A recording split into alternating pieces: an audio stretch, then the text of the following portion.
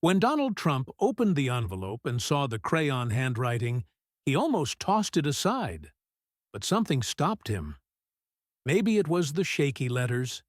Maybe it was the words written in red, blue, and green.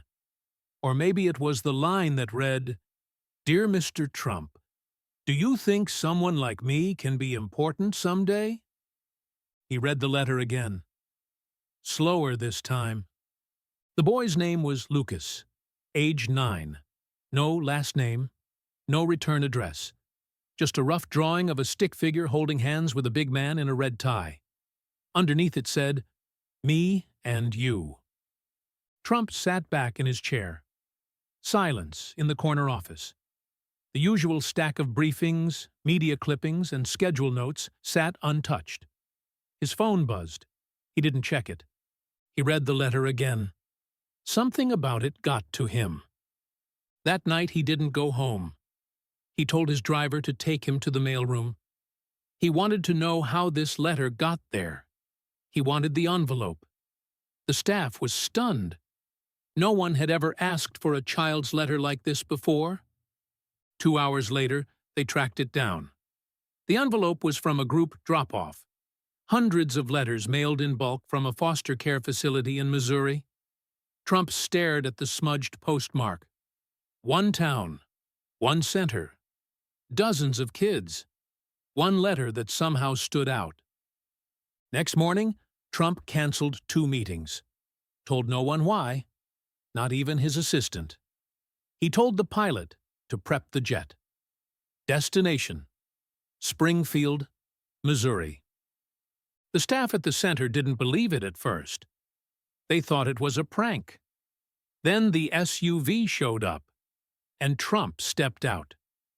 He wasn't there for cameras, no press, no statements.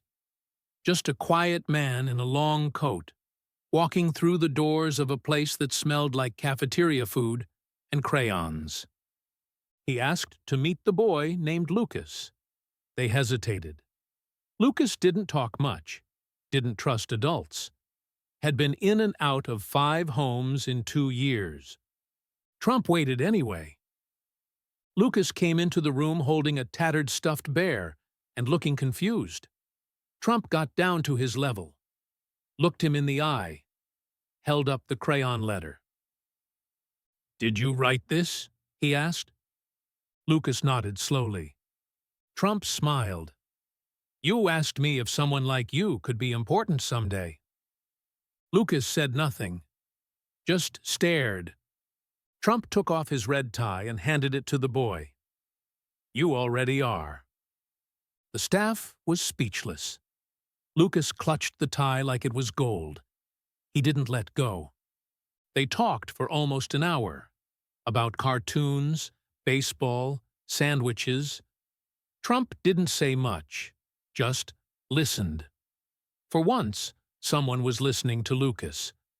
When Trump left, he gave no speech, just shook the director's hand and said, "He matters." But that wasn't the end of it.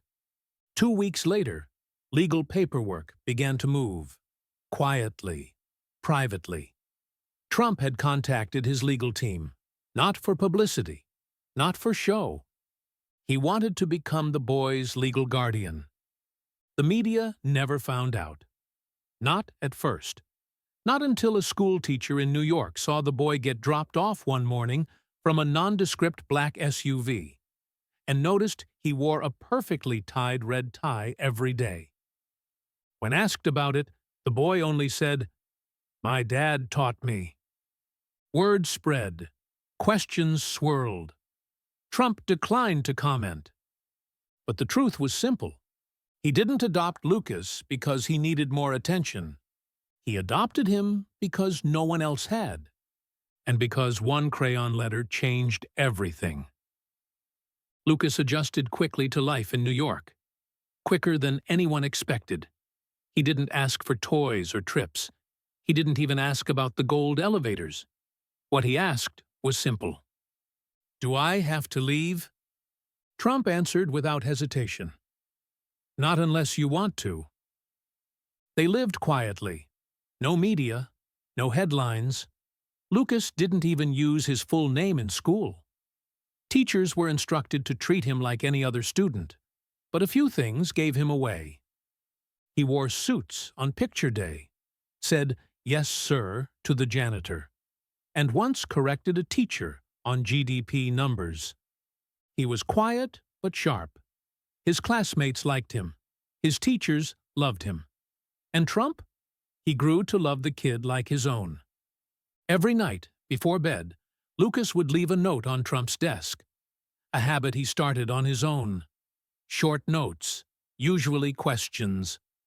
Why are some people mean even when you're nice?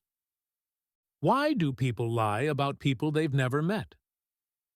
Do you think God ever cries? Trump read every one, kept them in a drawer, never threw a single one away. One night, the question was different.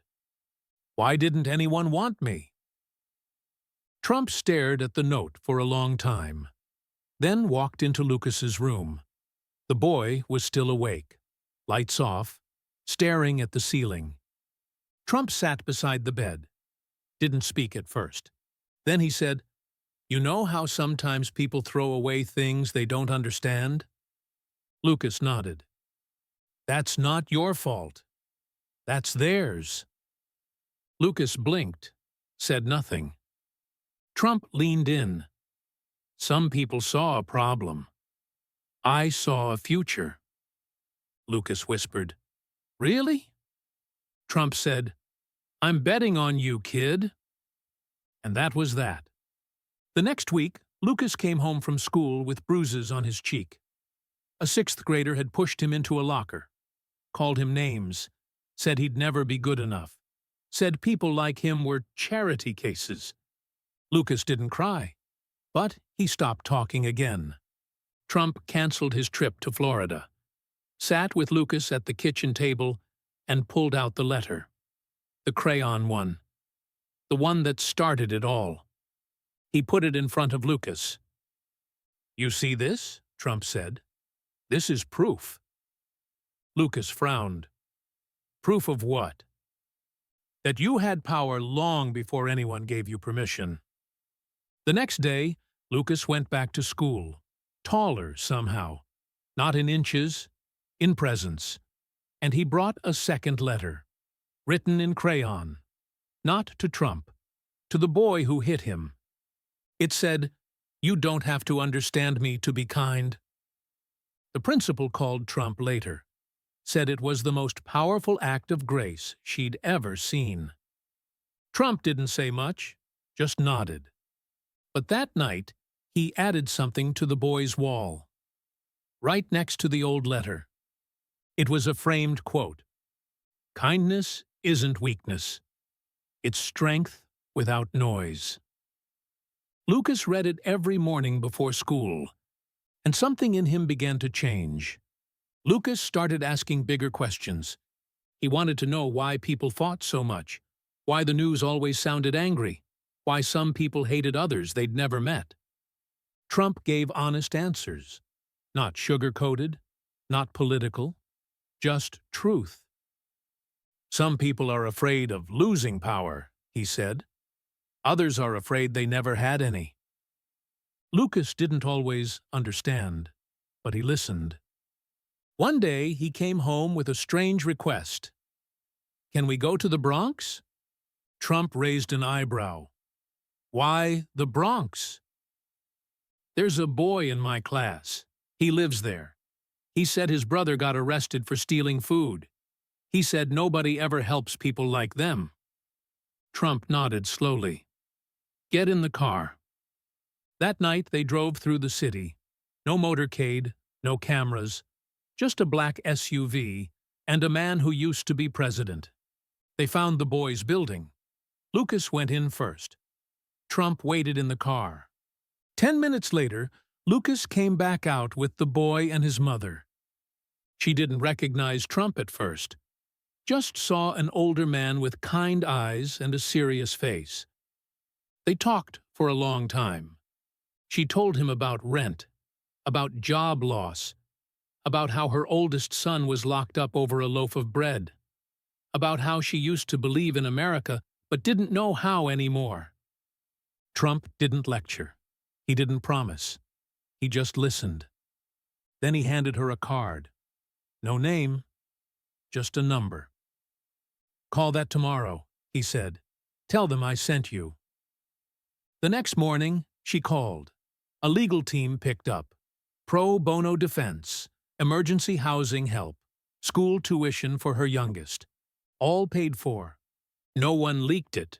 No one tweeted it. Lucas never mentioned it at school. But he did ask Trump one thing that night. "Why didn't you tell her who you were?" Trump replied, "Because people listen better when you're not trying to impress them." Lucas didn't forget that. A month later, the school announced an essay contest. Theme: What makes someone powerful? Lucas wrote, "Power is when you change someone's life and don't need credit for it." He won, but didn't care about the trophy. What he cared about was the boy in the Bronx who started smiling at school, who no longer walked with his head down, and the mother who called to say thank you. She didn't say, "Mr. Trump." She just said, "You gave us hope." Lucas heard her say it, and for the first time in his life, he believed he could give hope too. Winter came fast that year.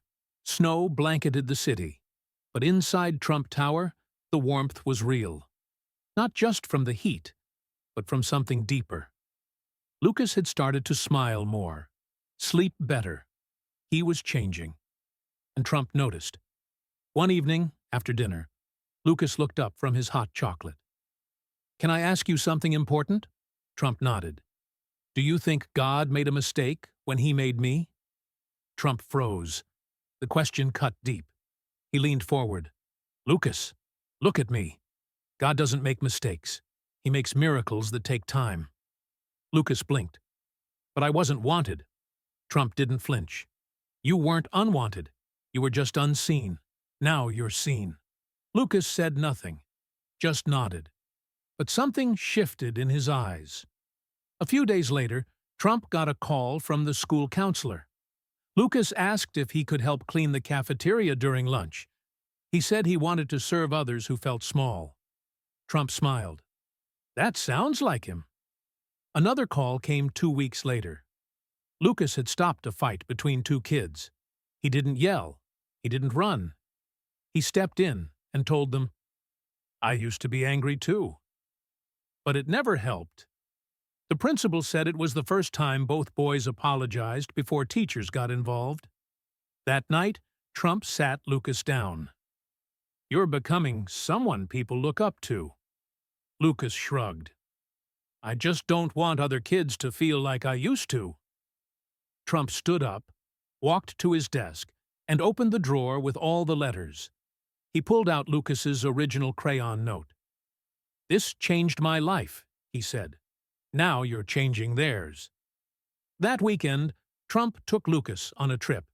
Just the two of them. No suits, no press, no security detail in their face.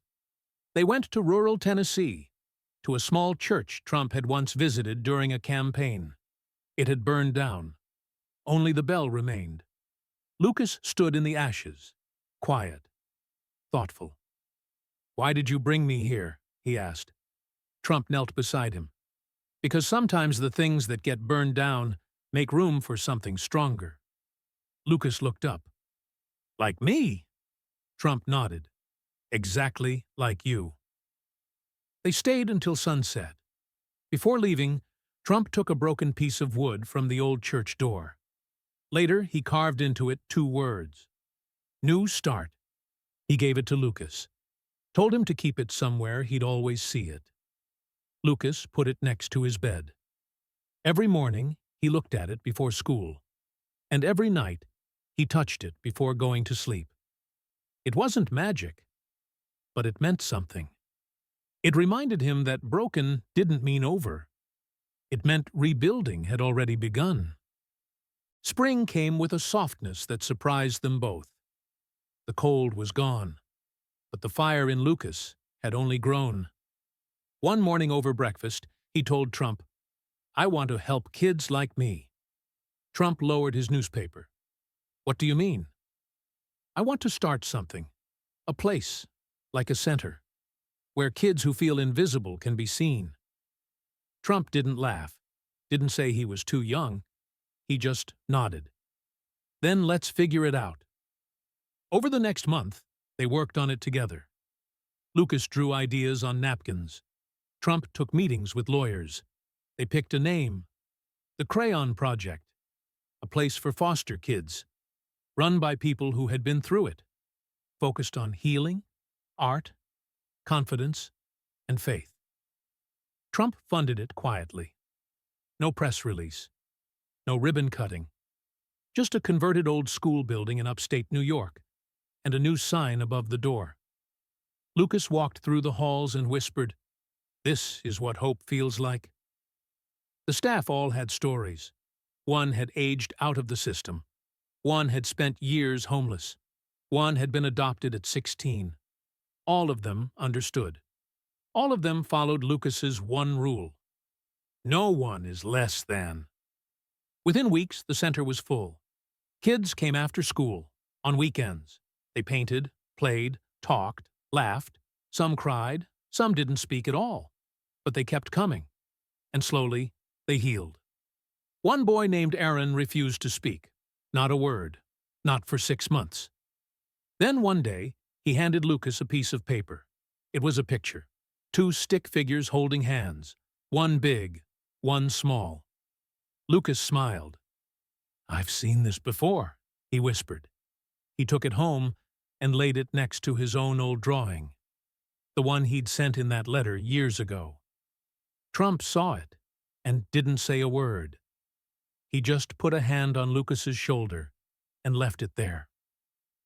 That night, Lucas gave a speech at the center's first fundraising dinner. He was nervous, but he stood tall. "I used to think no one saw me. Then one man did. And because of that, now I can see others." The room stood up, applauded. But Lucas looked straight at Trump and said, "Thank you, Dad." Trump didn't move, just blinked. Hard. Afterward, when the room was empty, Trump picked up the microphone. He'd said nothing all night, but now he spoke. Quiet. Steady. "When I first met Lucas, I thought I was helping him. But the truth is, he helped me. He reminded me why I fought, why I worked, why I still believe in this country. Not because it's perfect, but because we still make people like him." Then he looked at his son and said, "The future doesn't belong to the powerful. It belongs to the hopeful." The lights dimmed, the building emptied, but something stayed behind. A feeling, a warmth, a promise. And on the wall above the center doors, new words had been carved. "You are not forgotten." Summer brought long days and bigger plans. Lucas had grown taller, his voice deeper, but the red tie still hung on his bedroom chair, folded perfectly every night. One morning, Trump came into the kitchen holding a newspaper. Front page, an article about the Crayon Project. A reporter had heard rumors, investigated, tried to find a scandal. Couldn't. The headline read, "Former President quietly funds Children's Center. No credit taken." Underneath was a blurry photo. Lucas, smiling, holding a paintbrush. The story went viral. Donations flooded in, letters too, hundreds, from kids, parents, grandparents, veterans, teachers, even a few former foster kids now raising families of their own. All saying one thing: "You gave us hope." Trump read every single one, quietly, sometimes late at night. Lucas started traveling with him, speaking at schools, youth homes, churches, not political speeches, personal ones. He never mentioned who adopted him, never bragged, just talked about second chances, forgiveness, starting over. At one event in Texas, a boy stood up and said, "My dad's in jail. I don't think I'll make it." Lucas replied, My real dad never stayed. But someone else stepped in, so maybe your story isn't over yet either. The crowd went silent, then erupted. Afterward, the boy's mother cried and hugged Lucas, said she hadn't seen her son smile in a year. On the flight home, Lucas stared out the window. Trump asked, "You all right?" Lucas nodded. "I just keep thinking how different life would be if you never read that letter." Trump looked out the window too. Sometimes the smallest voice changes the biggest life. Lucas smiled. "I want to be that for someone else." "You already are," Trump said. Back home, they kept things simple. No mansion attitude, no big-shot routine. Just two people, a father and son. One night, Lucas came into Trump's office, carried a box. Inside it were copies of every Crayon letter he'd received from kids around the country. Hundreds, all handwritten, all different colors. He placed the box on the desk. It's time they had someone who sees them too. Trump understood. They began planning a second center. This one in Ohio, then Florida, then Arizona. Quietly, carefully, always focused on one thing: the forgotten kids. Lucas wrote a new mission statement. Simple, 3 lines. "We believe in second chances. We believe in silent strength. We believe no child is too small to be seen." They printed it on every wall of every Crayon project building, and kids started repeating it out loud when they entered, like a quiet pledge. Something changed in the country. Not overnight, but in pockets. In places no one watched. A slow return of hope, of grit, of belief. And Trump? He didn't change speeches, didn't chase headlines. But behind closed doors, people began to whisper again. Not about politics, but about legacy. And a Crayon letter that changed everything. Fall brought a different kind of energy. Not loud, not chaotic, but steady. Like something was building. Lucas was now speaking weekly, always after school, always between homework and dinner. Never too busy for the kitchen table. Trump made sure of that. They still ate together. Every night. Like clockwork. One Thursday, Lucas came home quiet. Trump noticed. "What happened?" he asked. "A girl at school," Lucas said. "She asked why I don't have the same last name as you." Trump waited. "What did you say?" "I said I didn't need your name to be your son." Trump didn't reply, just nodded. Lucas continued. "She said people like me don't end up with people like you." Trump leaned forward. "People like you?" "Foster kids. Kids with no one." Trump stood up, walked over, put both hands on Lucas's shoulders. "You're not that kid anymore. You're a leader now, and leaders don't listen to labels." Lucas didn't flinch. "Then I want to change my last name. I want to be a Trump." Trump didn't blink. "Then we'll make it happen." 2 weeks later, it was done. Quietly. Legally. No press. No noise. Just 2 signatures and a handshake. When the papers arrived, Lucas stared at them for a long time. Then signed. Slowly. With a black pen. Lucas James Trump. That night, they ordered burgers, sat on the balcony, looked out at the city. Lucas said, "Do you think the other kids, the ones still waiting, do you think they believe it's possible for someone to care?" Trump didn't hesitate. "They will now." In December, a reporter showed up at a school where Lucas was reading to second graders. He didn't allow cameras, but one photo got snapped. It showed Lucas kneeling beside a boy in a wheelchair, holding his hand. The caption read, "Hope doesn't need a microphone." The photo went viral. Again. But this time, people noticed something new. The name stitched on Lucas's jacket. L. Trump. And suddenly, the world started asking questions. Not about politics, but about parenting, about fatherhood, about redemption, about legacy. Trump didn't answer. He didn't tweet. He just kept showing up. One night, a speechwriter emailed a draft for an upcoming rally. Trump deleted it, wrote his own words. 7 lines. That's all. You know what matters more than money? Meaning. You know what's more powerful than policy? Presence. You know what I care about now? What I leave behind. And I want to leave behind a kid who knows the world didn't forget him. When he read that at the rally, the crowd went silent. Then exploded. Not because it was political, but because it was personal, real, human. And for once, everyone knew it wasn't about the office. It was about the boy, the letter, and the decision that changed 2 lives. Maybe more. And Lucas?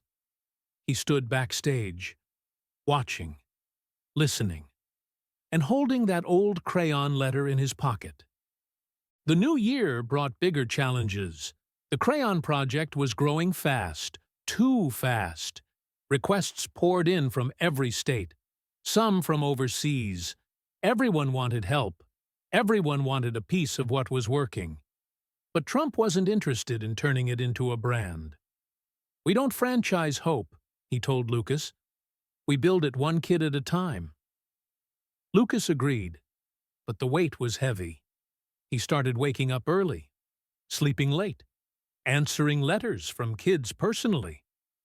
Trump noticed. You're burning out, he said. It's okay to take a breath.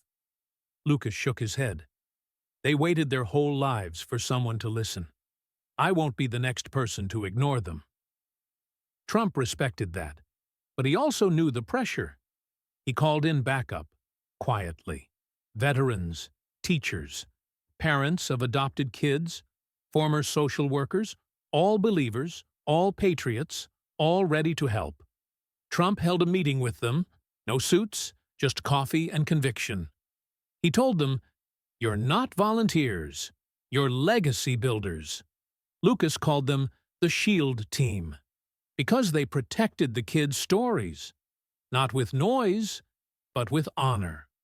The Crayon project took on a new shape, not just a building, but a network, a code, a culture, help one, see one, lift one. That was the rule, simple, unshakable. One night, a girl named Mariah wrote a letter. She said she was 13. Her parents were gone. Her older brother was raising her. She slept on a couch. And she wanted to go to school, but didn't have shoes. Lucas read it at midnight. He woke Trump up. Trump didn't complain. He read the letter, then nodded. Let's send her more than shoes. By morning, Mariah had new clothes, a laptop, and a prepaid scholarship fund. Her brother was offered a job through one of Trump's old contacts. A month later, Mariah sent a drawing. 2 figures holding hands, one with yellow hair, one with a heart on his chest. Trump framed it, hung it next to the original letter from Lucas, and beneath it, he added a small plaque. It said, sometimes you don't need to run for office to make change. Sometimes you just need to open a letter. Lucas stood next to him when it went up, said nothing, just smiled. And in that moment, everything was full circle. One letter, one boy, one act of belief had turned into 1,000. And counting. But it wasn't about scale. It wasn't about applause. It was about impact, quiet impact, deep roots. And Trump knew, for the first time in his life, that this was bigger than politics, bigger than legacy. This was about doing what was right, when no one was watching. And Lucas? He understood it too. Because now, when he spoke, kids listened. And when he listened, kids healed. Not because he was famous, but because he was proof that even the forgotten can be chosen, that a letter written in crayon can still change the world. The momentum couldn't be ignored. Schools began calling. Churches reached out. Lawmakers took notice. But Trump didn't want politics creeping in. He told Lucas, The moment this becomes about power, we lose the kids? Lucas nodded. It stays about the letter. They expanded again, this time in West Virginia. The building was small, run down, but Lucas loved it, said it had good bones. Trump laughed. That's what they said about me in '87. They fixed it up, painted the walls themselves. Volunteers came. One of them was a boy named Jesse, 15, quiet, wore long sleeves even in July. One day, Lucas saw the scars, said nothing at first, just sat next to him, then asked if he wanted to talk. Jesse nodded. I don't want to feel invisible anymore. Lucas smiled. You're not. Jesse opened up, told him everything. Lucas listened for hours. No judgment, no advice, just presence. Trump came that night, saw Jesse sitting with Lucas, eating chili, laughing, said nothing. But the next morning, Jesse's record was sealed. His school debt was cleared, and his mother got help for the addiction she'd been hiding. Jesse never asked who did it. He just showed up every day after that. Clean shirt, open smile, and he started helping the next kid. And the next. The ripple spread. Quiet. Steady. Trump watched it all from behind the scenes. Sometimes he sat in the back of the rooms. No one noticed. He liked it that way. Lucas kept a journal now, not for himself, for the kids. He wrote down their names, their wins, their drawings, their questions. He filled 4 journals by the end of the year. One entry stood out. He'd written it after meeting a girl named Eliza, 8 years old. Speech delay. Drew instead of talked. She gave Lucas a paper with a purple sun and stick figures holding flags. Lucas asked what it meant. She pointed to her heart, then to him, then smiled. Trump framed that drawing too, hung it next to the others. The wall was filling fast. Each picture, a quiet monument. One evening, Lucas walked into Trump's office, said, "Do you think I'll be ready someday?" Trump looked up. "For what?" "To lead it all. Without you." Trump leaned back, thought carefully, then said, "You already lead. But when the time comes, I'll know. And you will too." Lucas nodded, left the room. Trump sat there a long time, alone, thinking. The boy he adopted had become something rare. Not just strong, not just smart, but rooted. Rooted in faith, in purpose, in country, in service. And Trump knew, when history was written, it wouldn't just talk about campaigns or towers. It would mention a boy, a letter, and what they built together, quietly, relentlessly, without asking for applause, because some legacies aren't broadcast, they're lived, and Lucas was living proof. It happened on a Tuesday, quiet, ordinary. Lucas had just returned from speaking at a youth center in Indiana. Trump was waiting in the study. No tie, just a sweatshirt and an old book in his lap. Lucas walked in and sat down across from him. "They gave me something," he said. Trump looked up. Lucas held out a folded sheet of paper. Another letter. Crayon again. But not from Lucas. From a boy named Mateo. Age 10. No dad. No home. Just hope. The letter said, "I saw you on YouTube. You said you were invisible once. Me too. But I believe if you made it, maybe I can too. Do you think someone like me can be important someday?" Trump read it, slowly, then handed it back. "Full circle," he said. Lucas smiled. "I want to meet him." "Then let's go." That Friday they flew to Kansas. No announcement, no press. They found the shelter, walked inside. Mateo was there, small, nervous. But when Lucas entered the room, the boy ran straight to him. No hesitation, just trust. They sat on the floor, talked, drew pictures. Lucas pulled something from his pocket. The original letter. Faded, but intact. He handed it to Mateo. "This started everything," he said. "And yours might start something too." Mateo's eyes widened. You kept it? Every word. They left the shelter with a promise. Mateo would join the summer program at the Crayon project.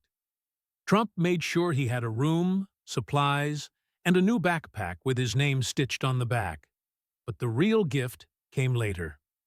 At dinner, when Mateo whispered, "Thanks, Dad," and hugged Lucas. Lucas blinked. Trump saw it, said nothing, just patted both boys on the back.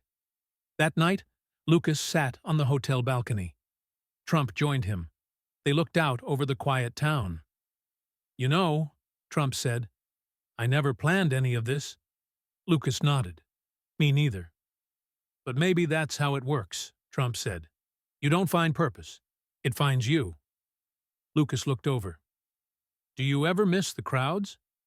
"Sometimes," Trump said. "But this feels more permanent." Lucas nodded. "It is." They sat in silence. Just two people. One who used to run the world. One who now ran toward it. Trump stood up first. "Come on," he said.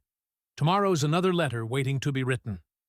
Lucas followed, and as the door closed behind them, a breeze caught the edge of an old envelope resting on the table. Crayon lines still visible. A reminder that the smallest voices can reach the highest towers.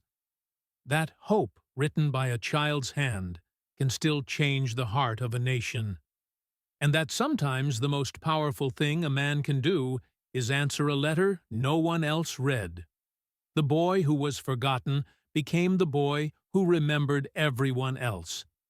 And the man who once built skyscrapers learned that the tallest thing he'd ever raise was a child who believed again. And that's where this journey leaves off, for now. Because in this country, every life has value. No one is overlooked. No one is beyond hope. Let us know where you're watching from. We'd love to hear from you in the comments. If this story of quiet courage and lasting impact spoke to you, don't forget to like the video and hit subscribe. We share stories like this each week, stories that honor faith, resilience, and second chances. Feel free to pass it along to someone who could use a little hope today. Your support helps keep these messages alive and reaching the people who need them most. Thanks for spending your time with us. We'll be back soon with another story that reminds us all what really matters.